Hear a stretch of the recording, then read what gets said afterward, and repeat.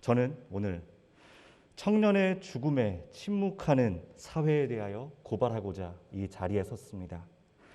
코로나19가 시작된 이후 우리 사회는 경제적 양극화 속에 코로나 블루까지 겹쳐 약자들 간의 경쟁은 치열해지고 취약한 사회적 안전망의 한계가 드러났습니다.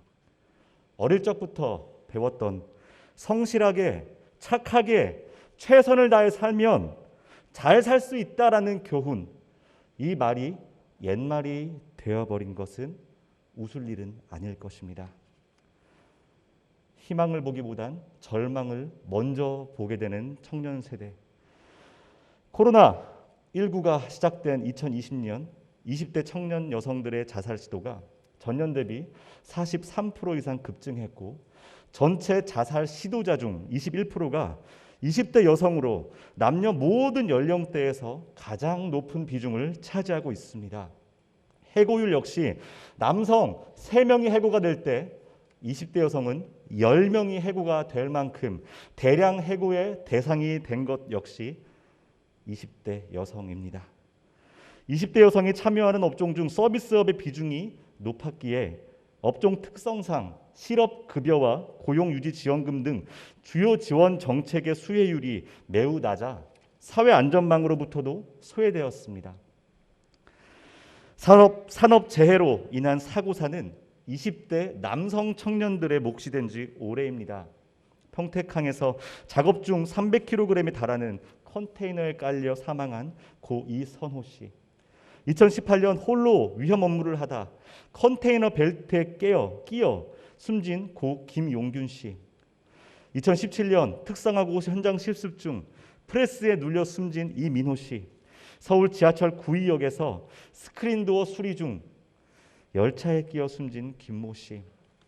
정부는 지난 3월 25일 2021년 산재 사망 사고 감소 대책을 발표하고 2021년 사망 사고를 20%까지 감축하겠다고 발표했지만 올 4월에만 산재로 64명의 목숨이 잃었습니다.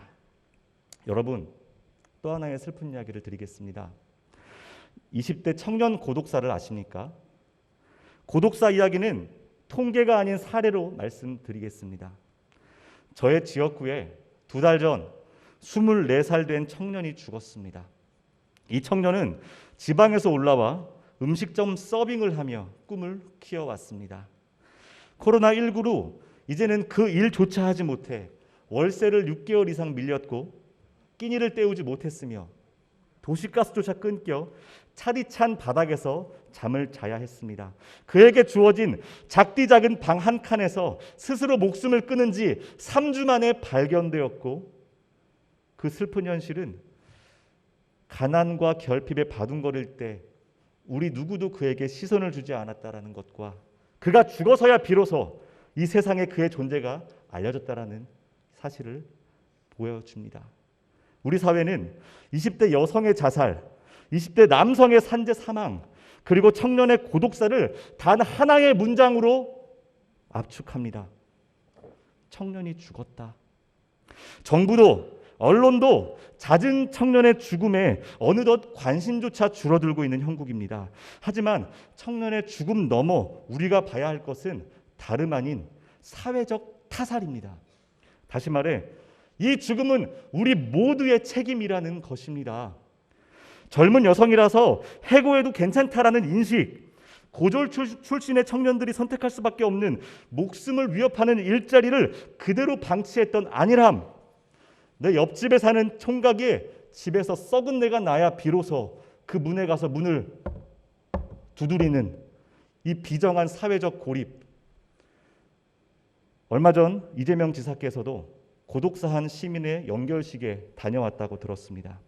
그 자리에서 외롭게 죽지 않는 세상 만들겠다고 다짐하셨죠. 지사님, 그러나 경기도는 이들에 대한 통계조차 없다는 사실을 아십니까? 제가 요구했던 20대 여성 1인 가구, 여성 자살 시도자, 여성 해고자, 청년 산재 사망 원인, 청년 고독사 등의 통계 자료가 단 하나도 없음으로 나왔습니다. 숫자가 없다는 것은 대안도 대책도 없다는 것입니다. 투명인간이 된 듯한 청년 시민들의 안타까운 죽음 앞에 경기도는 과연 공정한 사회인지 성찰하지 않을 수 없습니다. 코로나 팬데믹 속에 경제적 양극화와 사회 안전망의 부재로 가장 먼저 끊어지는 연결고리는 다름 아닌 사회적 약자입니다. 공정한 세상은 사회적 약자가 소외되지 않고 차별받지 않으며 존중받고 살아갈 수 있는 사회적 안전망을 갖춘 세상입니다. 죽음에 침묵하고 책임지지 않는 사회를 넘어 내 삶을 지켜주는 사회로 나아가는데 경기도가 앞장서 줄 것을 요청합니다. 그리고 그 가장 앞자리에 저 청년 시민들 곁에 있겠습니다. 감사합니다.